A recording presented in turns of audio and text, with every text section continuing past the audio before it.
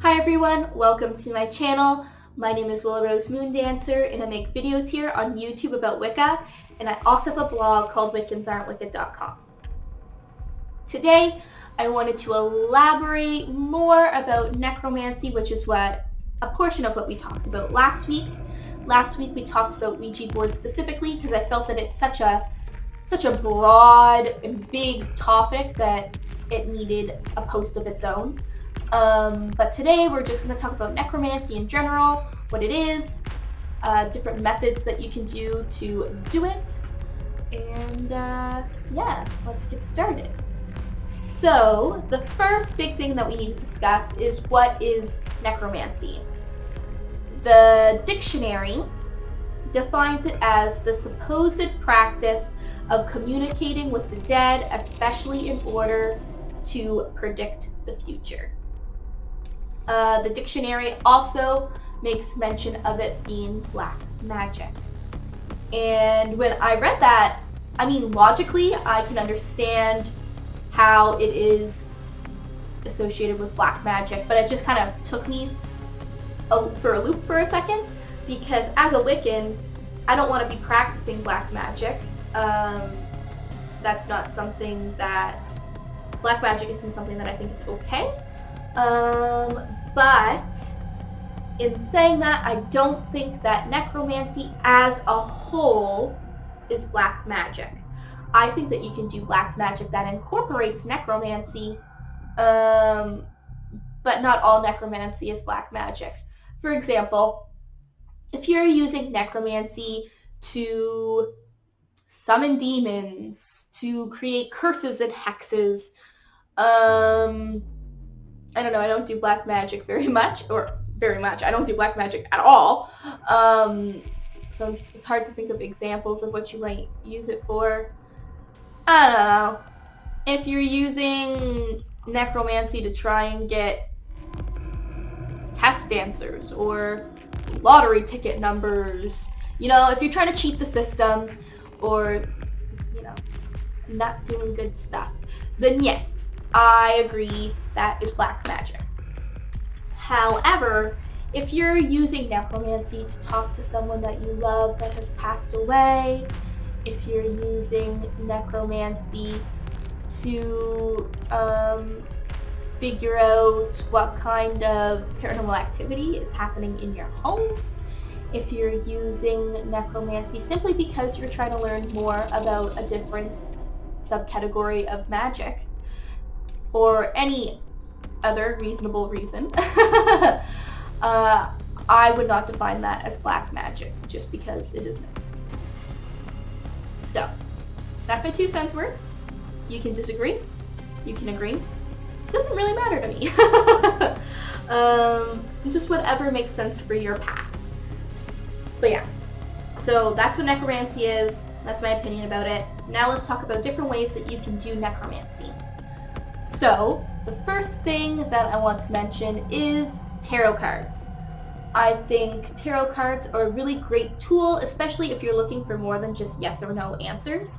There are tons of different tarot spreads specifically for talking to the dead, talking to ancestors, talking to spirit guides, that kind of stuff. On Pinterest, on Google Images, on Tumblr, anywhere really, there are lots of sources for that. I have posted one on my blog which is also about this topic. So if you want to see that specifically, you can check that out. And then we have pendulums, which are my favorite way to do necromancy. I think that it's just a really useful, quick, and easy tool. It does only give you yes or no answers, but that's easy to work around for the most part. Essentially, what I do for this type of necromancy is I will start up the way I normally do, so I'll ask basic yes or no questions that I already know the answers to make sure that my pendulum is calibrated and giving me answers that make sense.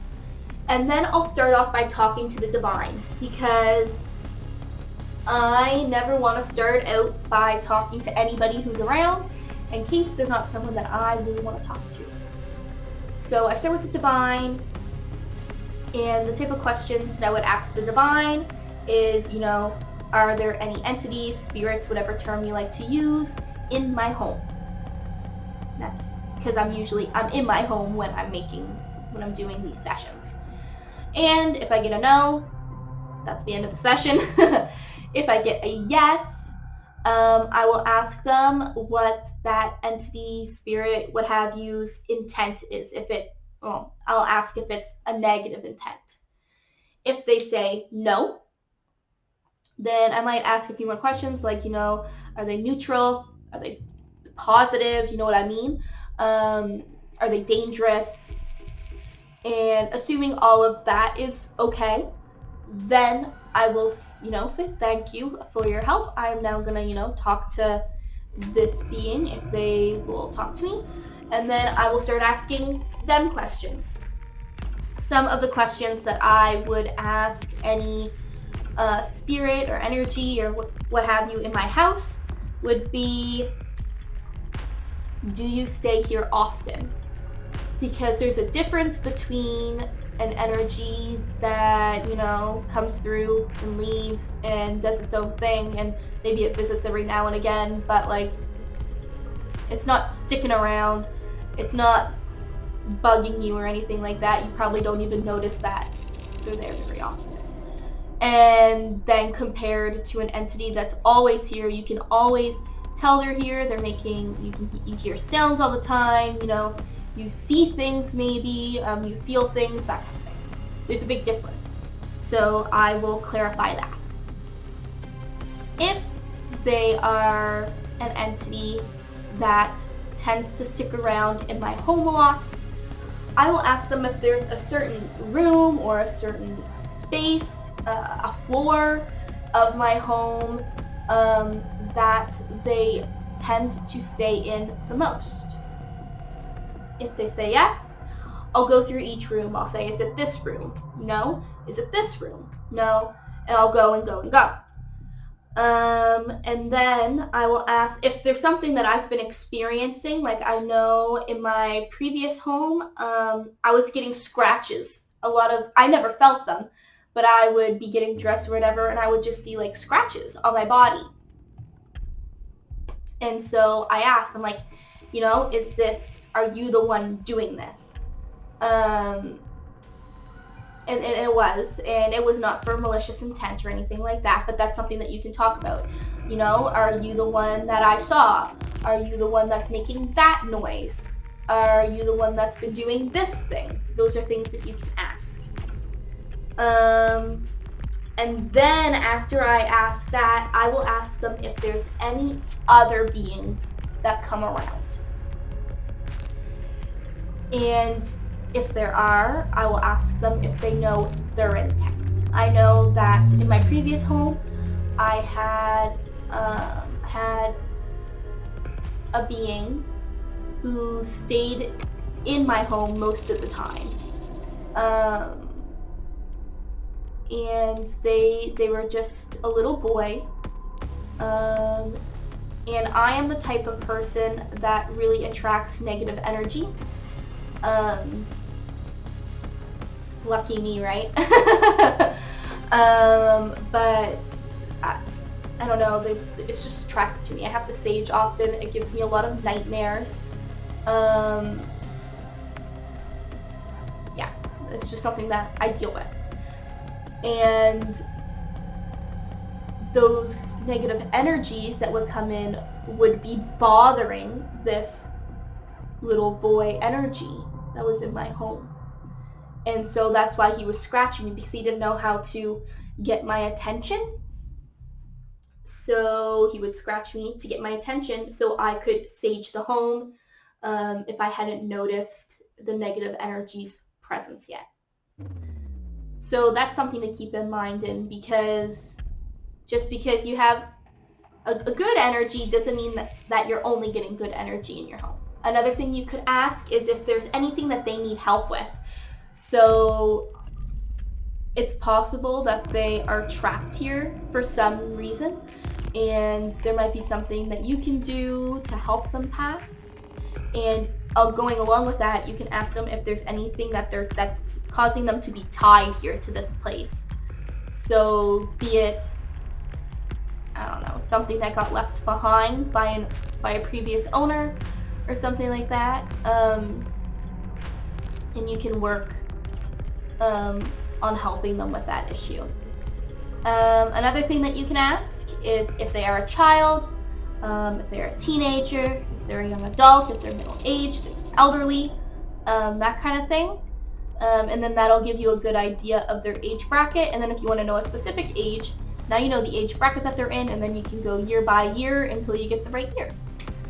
And the last thing that I have to say about pendulums is if you're looking for a name of someone, a way that you can go about getting that with the pendulum. So the name of this little boy that I had in my last home, his name was Danny.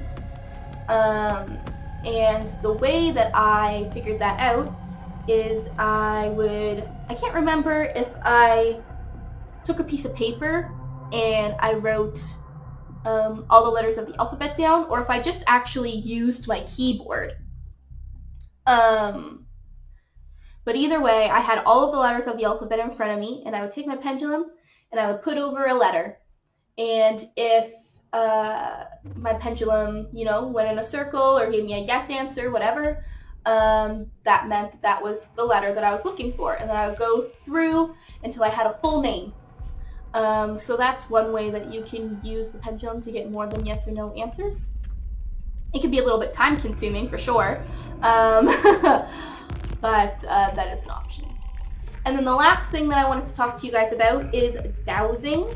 Dowsing, I think is how you say it, rods. So dowsing rods are like these L-shaped rods. So if this was the rod, I would hold on to it like this. And you would have one in each hand. So you're holding on to the short end, and the long ends are facing this way.